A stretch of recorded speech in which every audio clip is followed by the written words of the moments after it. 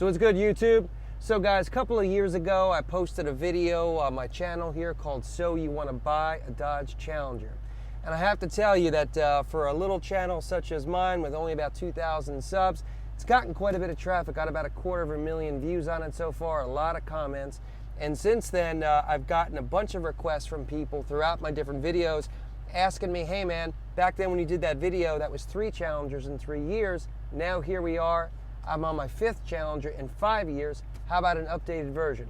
So that's what we're gonna do, guys. We're gonna wind the clock back to the year 2013 when I bought my first Challenger, and I'm gonna walk through, okay, what I got, what I thought about each of those cars, how they compared, bringing us right up to the current day with my 2015 Hellcat here, and then to the real important stuff. If I could do it all over again, which ones would I get? Which ones wouldn't I get? Would I have kept any of them? And then, of course, is there going to be another one after the Hellcat here? So we're going to dive all into it right now, guys. What do you say, huh? Let's do it.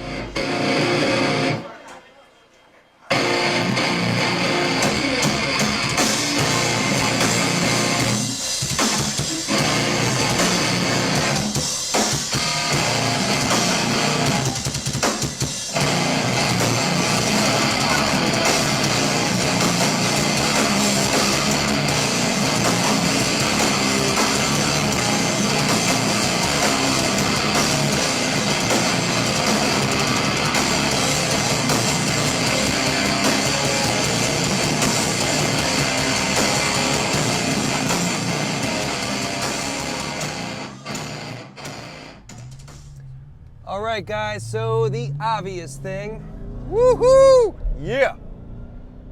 5 years, 5 Challengers. If this guy was crazy back 2 years ago with getting 3 of them, he's even crazier now. And I get it, guys, I get it. Most reasonable people don't do that, especially, you know, kind of concluding with the most unreasonable car of them all, the Challenger Hellcat right here. But it is what it is, guys. It is what it is. It's the way I look at it, man. We got one life here on this planet Earth. A lot of things we can do with that life. One of the things I want to do is make sure that I have fun where I can, man. My cars have never been my identity. It's never going to be that way. I've typically had fun with cars, and then I just let them go when it's time, you know?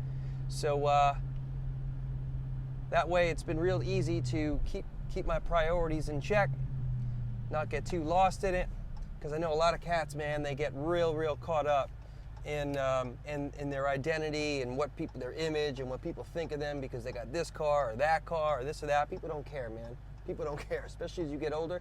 People don't care, man. We're all trying to get through this thing called life, and we're all just trying to, you know, make the best of it and enjoy where we can along the way, right?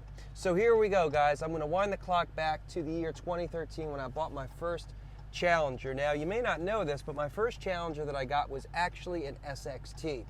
And the way the story goes, guys, is I had just moved to Charlotte. I had a 2003 Mazda Protege 5, you know, those little wagon things. And I actually really liked that car, man. In fact, I still like it. I always take a double take at them whenever I see them, just because, you know, good times and good experience having that car. But I had about 180,000 miles on it when I got to Charlotte, and I realized, you know what, now's the time to trade in. New city, new life. I'm going to be the dad, and you know, let's kick this new stage of our life off with a new car. And I wound up realizing that, you know, the answer to that for me was going to be the Dodge Challenger. I remember seeing them around before then, and I was really attracted just to the heritage styling of them. In fact, I remember sitting in a bank parking lot one day in my early months in Charlotte and seeing a Challenger there, and I took a picture with my phone and emailed it to my dad. And I was like, hey man, have you seen these things? Aren't these things great? I mean, it reminds me just like of being a kid, you know, growing up in a muscle car family. It was just cool, you know? So anyway, I was car shopping and I ran into the Challengers, and initially I thought that they were very expensive, but then I realized that, you know, if you're getting the SRT8 back then, yeah, it was expensive, but, you know, SXTs, you know, base model starts at 22,000 or so. So I said, all right, man, you know, let's take a look at this. And I wound up going ahead and getting an SXT Plus brand new, all black. It had the Super Sinister Sport Group package on it, and this was basically a pre-blacktop appearance package, along with some sports features. So basically, it had like, I think the rear end of the car was upgraded, had a little bit better brakes than like the standard RT, and it had like, you know, the sport button, and that's about it, you know, and black wheels. So the Sinister appearance package was basically the black wheels, you know. But it was all black, black inside, black outside, leather. It was a nice car, and it was much, much quicker than what I had experienced with my Mazda. So I went ahead and I got it, and I was real psyched about it for a couple of days. And the thing is, as I got more and more, you know, into reading about the car and just like kind of connecting with all that it offered and its history and so forth. And of course I knew about the Challengers going way back, but the more I had the car, basically the more I realized I shouldn't have gotten this one. If I was going to get a Challenger, I should not have gotten this one for a couple really important reasons. And number one was it wasn't a stick. Now, the cars, most of the cars that I have owned have been stick shifts. I like the feel of a manual. I like feeling connected. I like feeling in control. I like feeling active and just part of the experience, you know, rather than just, don't get me wrong, man, when you're sitting in traffic, you know, you're thankful to have an automatic. And of course, the new A8, the newer A8 transmissions in the Challengers and the Chargers are super quick. They're quicker than a manual, obviously, and that's all good. But I just like the feel of a stick shift, and I wasn't used to that. And so that was, having the Challenger was a bit like, you know, I really wish that I could fully enjoy this banging through gears. The other thing was the fact that it was a V6. And now the V6 initially wasn't a problem because compared to my V4 180 horsepower Mazda, the Challenger was lightning quick, right? But, you know, I remember shooting a little video for my dad, you know, so he could check out the car, and, you know, he wanted to hear the exhaust, and I'm going over to the exhaust, and I'm like, yeah, it's not really impressive, Dad, yeah. And I know that some people, you know, straight pipe them and stuff, and they get them to sound louder and definitely more aggressive, but it still sounds like a 6, you know, it's not a V8.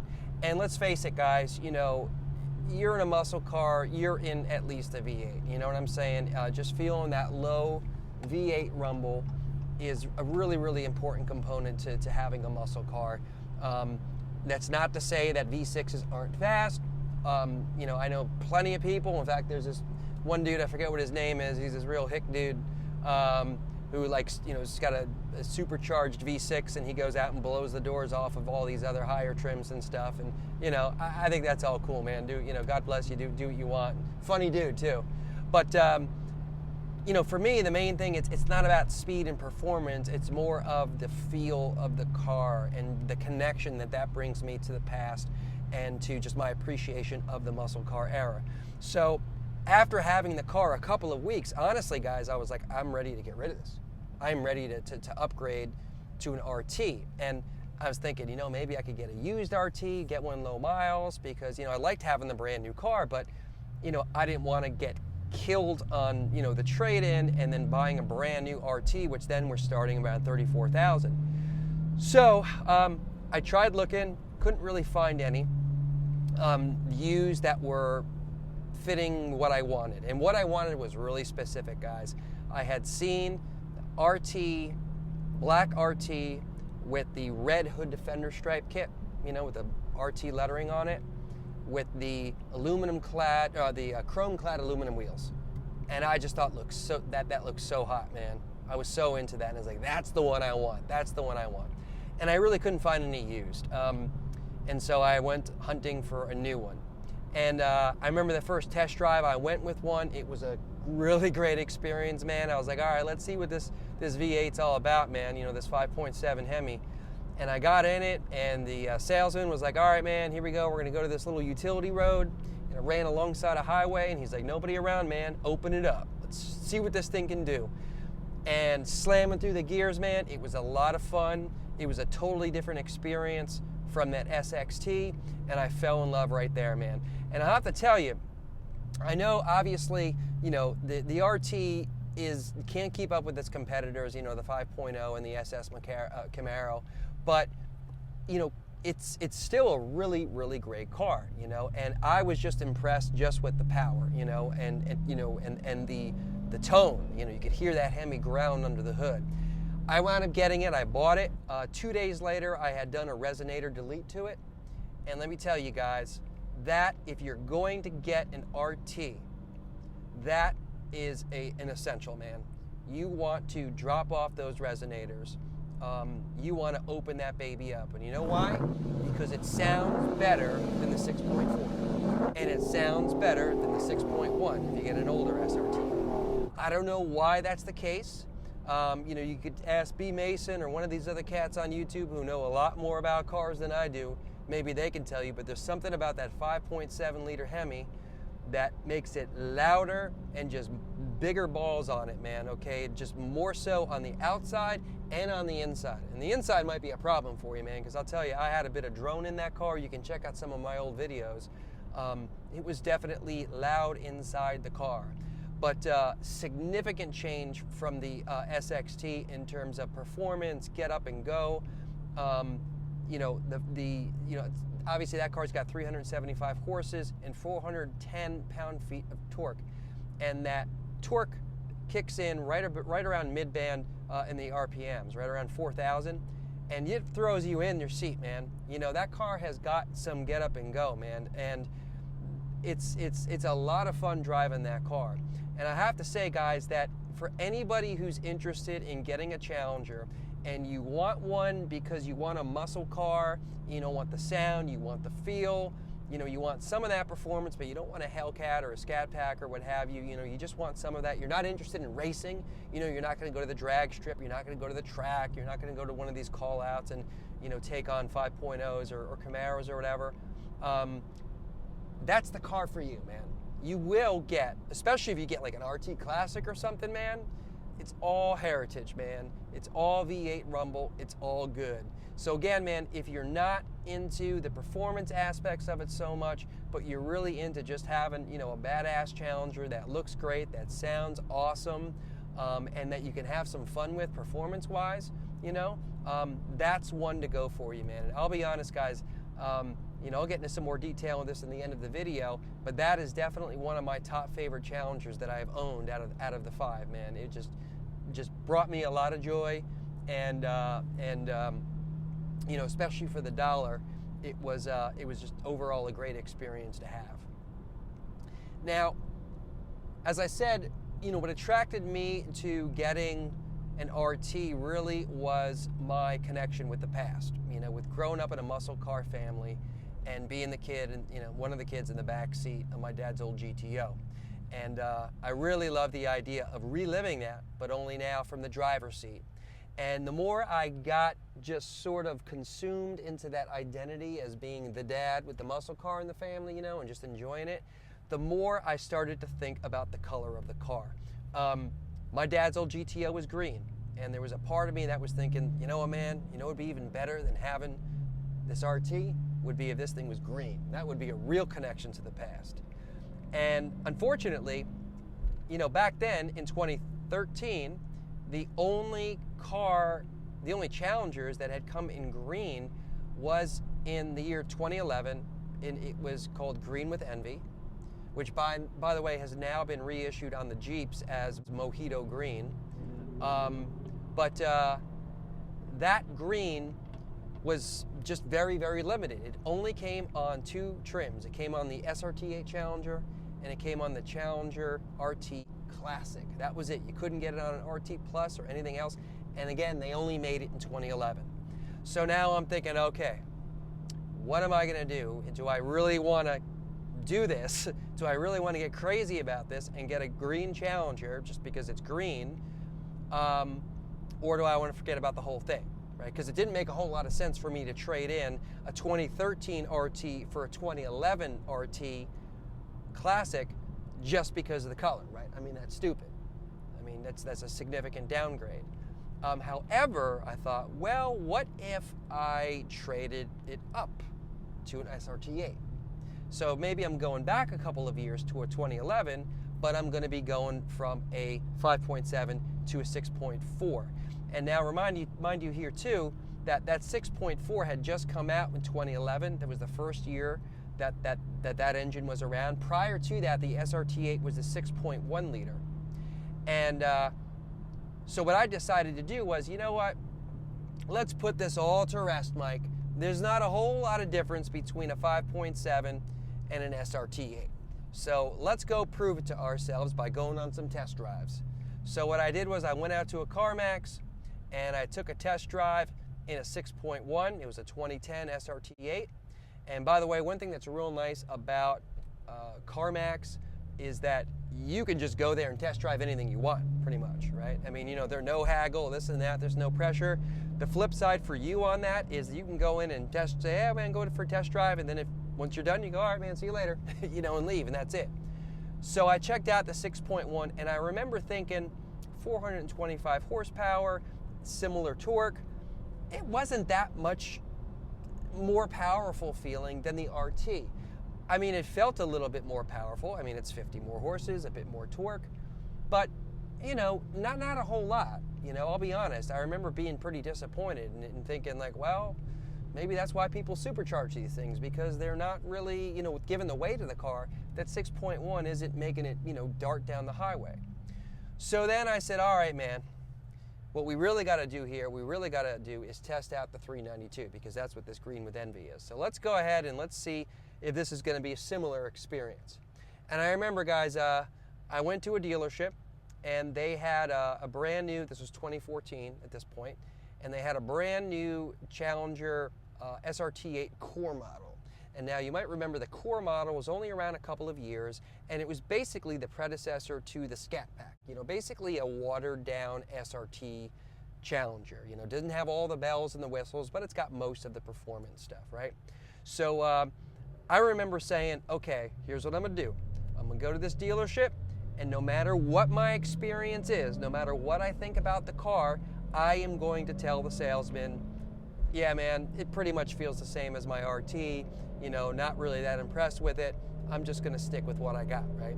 So I went in there thinking, this is what I'm gonna do. This is my strategy, right? I'm gonna go in there with my poker face. Well, I got behind the wheel of that thing, and the dealership was right on the highway, and you have to sort of exit pretty quickly, you know, get ahead of the traffic. I got into that thing, man, and lit up the tires on the way out. And I was not expecting that. And I gotta tell you, man, I got a big grin across my face there. And within about 2-3 minutes, my strategy totally just came apart. The guy didn't even have to ask me what I thought about it. The words just came right out of my mouth, where I was like, wow, this is definitely not an RT. This is definitely not an RT. You feel that 100 horses, man. You feel that torque really rip you in there, man, especially because it was low-end torque on the 392, which was really fantastic. And so right then at that moment, I realized, okay, Mike, you kind of came in here hoping that you could just put this whole trade-in thing to rest by not being that impressed with the 392, but the truth is, you were. So what are we going to do here? I guess we're going to go look and try to find a Green with Envy SRT8. And that's what I did. And there's another video on my channel here, guys. You can check it out. It's called something like buying a car out of state, you know, a success story, something like that. And it tells the whole story of how I got obsessed with this car and how I found one 800 miles away and drove overnight for it and like almost died on the way home and all this other stuff. So check that video out, man. It's a pretty fun story. So anyway, I got that car. I wound up getting the SRT8. I had owned the RT for a year. And again, I was not unhappy with the RT at all. I just really wanted that deeper connection to the roots. And I figured, hey man, I'll get an SRT8 in the process of it. I really, really like that SRT8, man. I bought it used, 60,000 miles on it. Now you must be thinking, man, you're crazy. Buying a car out of state used, 60,000 miles? I got it for $30,000, okay? $30,400 out the door for that car. It was beautiful. Worked out a great deal on it. Absolutely nothing wrong with that car. In almost 2.5 years of owning it, guys, I had nothing wrong with that car. It ran beautifully. It was quick. You know, I experimented, had some fun mods with it. You know, I got a tuner, Diablo, what is it, the DX1000, I1000 or whatever it's called. Just plug it right in. You can do custom tunes, you can do can tunes, and even feel a difference in the car. It was really, really great. That manual transmission felt different than what was in the RT. I don't know why. It felt a little, I remember the clutch feeling a little heavier, and I'm gathering that is because you're dealing with a, you know, a little bit more horsepower in that car. But really, really liked it, man. That car was just fantastic. And I have to tell you guys, even now, as I kind of think back, I have a little bit of regret for getting rid of it. Why did I get rid of it? Well, because I had been using the car for a daily driver. I was really busy working in Charlotte at the time. I was putting a lot of miles on the car, and before I knew it, I was coming up on 100,000 miles. And I had started to appreciate the newer Challengers. By the end of 2015, I had seen a bunch of Challengers because, you know, me and my son would go to like a car dealership like every weekend almost, and, you know, he's going in and out of the cars and this and that. And I got to like the interior of the car. You know, when I first saw the you know, the refresh in 2015, I remember thinking, it's fine, it's nice, you know, but I'm not going to go trade my car in for the interior. And then I sat in one that had the Sepia Laguna interior, you know, that caramel brown stuff, all that, man, you know. Wanted a backup camera because I hadn't had a backup camera in any of my previous Challengers, and that's one real important thing, guys. I'm pretty sure backup camera is like standard in all the Challengers. I'm not positive on that, but if I'm wrong on that, guys, make sure you get the upgrade to have a camera, because these cars are big. I know they're boats, whatever, but that C-pillar back there, man, it's not a lot of fun. And when you have a car that's this big, this heavy, you don't want to take the chance of backing into somebody, backing into a car, running a kid over. Man, it's just not worth it. You know, even by my third Challenger, I still wasn't comfortable driving the car because it was so big, especially just backing up. You know, I mean, you kind of look the best you can and hit the gas and hope there's nobody back there. You really don't want that. You want a backup camera, no matter what trim Challenger you get. So what I wound up getting was a white SRT 392 with that exact package, you know, the Laguna interior and all that. And that was a nice car, man. You know, the other thing that sold me on that trim was the wheel and brake package. That is a beautiful package, man. That is probably, I would say, without a doubt, my favorite wheel package ever on any car is what's on the SRT 392. The hyper black 7-spoke slingshot wheels, the SRT wheels, with the 6-piston Brembos right there in the background, man. Oh, there's a nice RT right there we just passed. That, when I first saw that, man, I said, whoa, love that. That's just like so ridiculous. That's so awesome, man. It looks so good on a Challenger with those wheels. And then I test drove an SRT 392, a new one, and got a hold of those brakes, man. And you know what I'm gonna say here, guys, man, if you're familiar with any of my previous videos, these 6-piston Brembos, man, it's like the hand of God grabbing your car and slowing it down. Man, it is just a smooth, quick, just readily responsive braking experience, if you want me to get real formal there. It's really awesome, man. And they look good, they work really, really well, and just kind of that whole package of that SRT 392, oh, low fuel, there we go. I realized, hey man, if I can find one of these things and work one into you know, my budget, you know, what I want to pay for it, I'm going to get one. And fortunately for me, I didn't have to wait that long, guys. Within a couple of months, the exact car I wanted showed up about 15 miles from my house. It was priced a little higher than what I wanted to pay at first, and then it worked its way down. Let it sit for a while, went in, negotiated, nope, didn't work out the first time, and then I came back. And I was like, I see the car's still here, guys. You ready now? And we worked out a deal. And I didn't get the best price I definitely didn't get the best price for my green with envy trading it in, but I did get a very good price on the SRT 392. I got it with 16,000 miles on it, nothing wrong with it, just beautiful, and it was great, man. It was just a really, really, really nice car, and you'll see I've got a bunch of videos on my channel here showing that car. One of the things that I was initially impressed with and attracted to about the car faded with time, and that actually was the interior.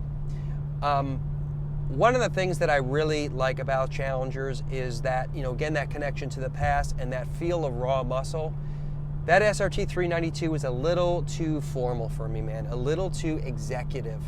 And after a while, I started to think about it, and I started to think like, man, I think I might be ready for number 5. I think I might be ready for the next Challenger, just because, I don't get that same feeling that I got with the other Challengers. That and the fact, guys, that, when I bought the white one, I had just moved up to the Raleigh area from Charlotte, and that first year that we had up in the Raleigh area, honestly, was not a good year, really. And I sort of had that mental connection to sort of bad times. Let's not just say bad times, but not the happiest of times, not the best times. And so my association, initially, it's like, hey, starting a new life in this new area, get a new car.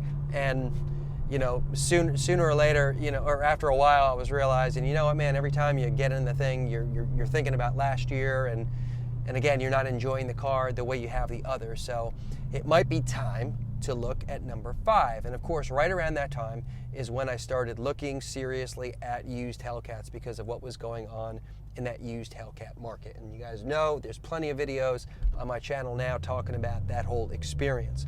So what wound up happening is I owned that SRT 392 for 15 months, and I traded it in on this car right here. This is the 2015 Hellcat Challenger. Obviously a 6-speed manual, no sunroof, sublime green. This has got the Alcantara suede seats, which I really like. They're nice seats, too nice for my liking. I've got plenty of that raw feel to it.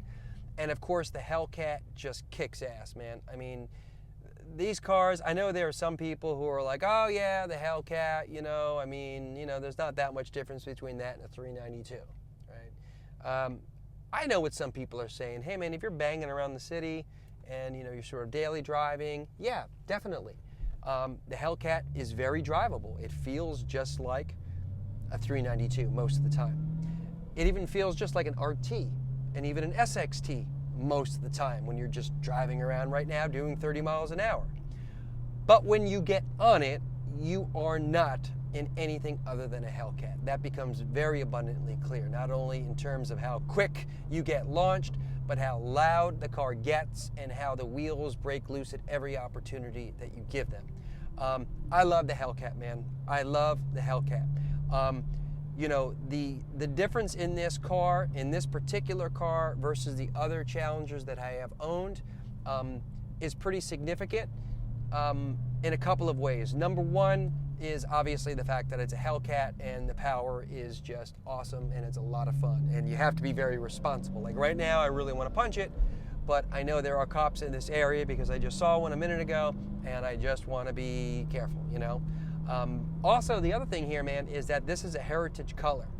And you might have heard, if any of you saw any one of my past videos talking about my white SRT, that was one of the things I kind of missed too, was like, just like the balls out, full on, Mopar awesomeness of just a loud, fun color. My green with envy was crazy. I mean, 2 different kinds of flake.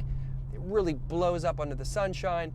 Super, super visible car, This one is a little different than that, but what I like about it is that it is classic Mopar, It's a modern take on the sublime green from back in the 70s, and it looks really, really great. And it's a lot of fun, man. And honestly, I imagine that what I'm experiencing with this car right now must have been what it was like to be back in, say, 1970 with a sublime green a Hemi Cuda, or, you know, a Hemi orange RT Challenger with a 426 Hemi in it. You know, I mean, just the feeling of being like, man, this is the car to have right now, you know, and this is a lot of fun, and it's in a really fun color, and it's all about the lifestyle. It's not about transportation. It's not even about performance for me. It's about lifestyle. It's about having fun. It's about creating moments here and there. And I've had that with all my Challengers, but this one here, man, obviously takes the cake in the sense that it is just sort of like the one car that you really want to have, you know, that really redefined Mopar in the last 10 years here, man. You know, I mean, all these other, you know, been plenty of other supercharged cars, you know, Cadillac and Chevy and Ford and so forth. And then, you know, Challenger, you know, was late. The Hellcat was late to the game, but when it came, it totally brought its game and had everybody talking about it. You know, everybody knows what a Hellcat is. Now, I know since then, you know, here we are now in you know, it's August 2018, and we're seeing what the lineup is for next year. You know, you got the new 1320 Challenger, you got the, you know, the Hellcat wide, red eye Challenger. You've got the Scat Pack now coming in a wide body with the Hellcat front fascia and the hood. Don't get me started on that. I mean, it's great that they're enhancing the Scat Pack, but you know, the Hellcat has earned its reputation. You know, it has earned its history. And so though all those other cars are great, and I'm sure that they are going to be really enjoyable, and that they're going to they're even going to be better than what I have right now.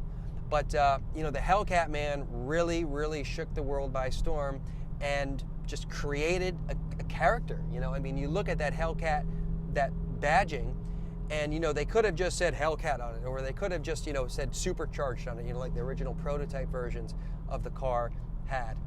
Instead, man, they created this logo, this emblem, that made the car more than just a trim, more than just another trim of the Challenger. They made it its own character, its own being, right? And that's something really special, man. So all this combined, you know, I'm really enjoying the experience of just where we are right now. You know, it's fun to be banging this car around, having fun with it, lighting up the tires whenever I want, and having a little piece of history, man. Having a little piece of history.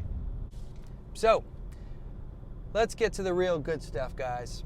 And that is a bunch of questions that a number of you have been asking me throughout a series of videos that I have posted related to the different Challengers that I have owned. Okay, so what we're going to do is walk through some of those questions, and you may be surprised by some of the answers.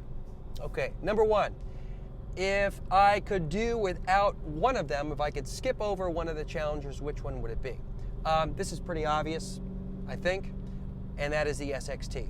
That was a mistake for me to buy. I'm not dissing the SXT. I know there are a lot of people who hate on them and who say, don't get, you know, go V8 or go home. I'm not one of those dudes. I will say, though, that if you want to get a Challenger because you want a muscle car, just go ahead and get a V8. Don't get the V6, because you will wind up wasting time and wasting money doing it. You know, you can get a really nice used RT for less than the cost of a new SXT now. There's absolutely no reason to have to do that. And by the way, if you're worried about buying used, guys, look, man, with all the tools that you have, you can do research on a car online. You've got, you know, Carfax and other paid services you can use. You know, and cars are built so much better than they were. You know, this is in the 1970s or the 1980s, where you're seeing cars always broken down on the side of the road. Cars are just built better. And, you know, even with a car like a Hellcat, if you buy it used, somebody, you know, the previous owner was beating the hell out of it and was running around with it, because that's what these things are for. These things are still just built so much better, engineered so much better than previous generations of cars were. So there's really no excuse to insist on buying new, unless you are really one of those folks who is uptight and about warranty and worried about those types of things. I get that. You know, I get that. And for me, the answer is, well, buy a used car that's got lower miles on it, that still has time on the warranty left over, so you have a sense of that security. And if you want to buy an extension on that, go ahead and do that. Okay, Out of all the Challengers that I've owned, is there a favorite? You know, guys, that one is real hard to answer because the jury is still out with the Hellcat. I will say, you know, favorite for me is defined more than just by the car. If we're talking about just the car, then I think we're talking about the Hellcat, because obviously it's just awesome, right? But if we're talking about the whole package, the whole, like, you know, the excitement of getting the car, you know, what was I doing with the car, the memories I created with the car, and so on and so forth, I would say, man, right now it's a tie between the RT that I had and between the Green with Envy. The RT, again, was just a really great car. I was excited to get it. I had a lot of fun with it. I really connected with the past with that car. I wound up getting the Heritage One Classic wheels, the ones that come with the older generation RT Classic, and put them on. And that car just, you know, it just was always great. It was so loud with that Resonator Delete. And by the way, you know, again, the Resonator Delete is much louder on those than any of the others. Was really, really good. Just a lot of fun having that car. The Green with Envy was also a lot of fun though, man. And you'll see the video that I mentioned before on my channel, you know, me going and getting that car. You know, that car was so just photogenic. You know, you could go anywhere and take pictures of that car, just like this one, and it would just, you could create photographic moments anywhere, you know. And it was a very common thing for me to come out of a store and see some dudes like taking a picture of the car, and next thing I know, we're talking gear for, like, you know, a half hour or whatever, you know. A lot of fun having that car, man. A lot of great memories with it. So those two, I'd say the RT and the SRT8, are probably are tied for favorites right now in my head. Okay, next question. If I could have only had one Challenger, if I had to keep one of them, which one would it be? All right? In other words, if I had to, like, cut off my trade-ins at some point, where would I have done it? Honestly, guys, it would have been the RT. It would have been the RT, and I would have done some mods to it, though. I would have done a drop to the car. I would have lowered the suspension on it, because those RTs are pretty hiked up in the air. And I would have converted it into an RT Classic. The black with the red classic stripes on it are, in my book, that is the best look on any Challenger ever. I love the look of that RT Classic with the black with the red, man, and the Heritage Classic ones. Not the Classic 2s, the Classic ones. It's just got such a great look to that, man. And I tell you, if I could go back in a time machine and say, you know what, man, you could keep your car expenses right here, you know, and not be any more expensive with any of these other trims, I'd say, you know what, man, I'm totally happy with that. I'm totally cool with that. Just do these little mods to it, and I will keep that car forever. So again, a great choice for you if you're not that interested in performance with your Challenger. What was the best deal that I got on a Challenger? That would be the Green with Envy. I talked that thing down $3,500, and though it had 60,000 miles on it, I didn't have a single thing wrong with it. They gave me an excellent price on my trade-in, and it was a great deal, man. I had a 392 that ran perfectly for 2.5 years for less than what a new RT was going for at the time. So that was a great deal. Worst deal I ever got was well, there's two ways of looking at it. One would be, and I gotta go pull in a gas station here. One would be my trade-in. Worst trade-in I ever had was my Green with Envy SRT8. They were taking a real hit with their asking price that they were giving me on that 392, and they tried to make up for it. They did make up for it by not really giving me a great price on that trade-in. I didn't get killed on it, but I wasn't really happy with it, and you know, I decided to go for it just because I really did want the car. Now, in terms of a worst deal on a car that I bought, you know, the asking price, that would be the SXT. I got a bit of a break on it, as I recall, but not enough. I mean, I think I wound up paying like 26 or 27, which isn't a bad price, but you know, compared to what you can get and, you know, negotiate further down, I didn't quite have my chops with buying cars just then, so I wasn't able to get the best deal there. Which one was I most excited to buy? That would have been the Green with Envy SRT8 for sure.